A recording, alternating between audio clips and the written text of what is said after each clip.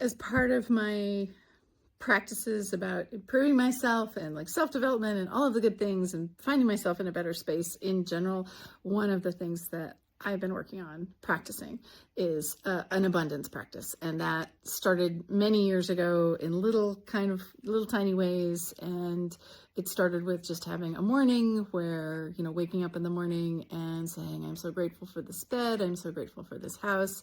I'm, walking through the house. I'm so grateful for these cats. Sometimes I'm not grateful for the cats, but most of the time I am grateful for the cats.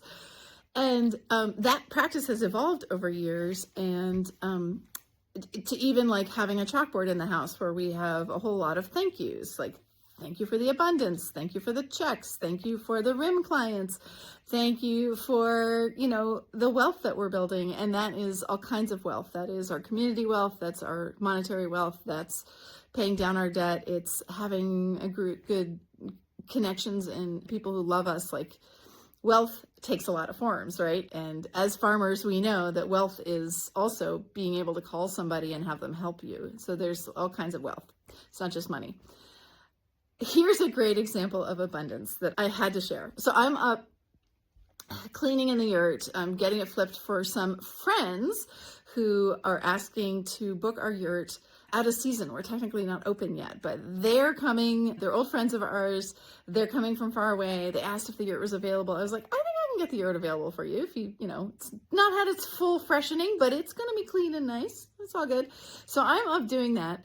And Chris just texts me and he says, hey, our friend Dan just dropped off 2 propane tanks and an extra regulator.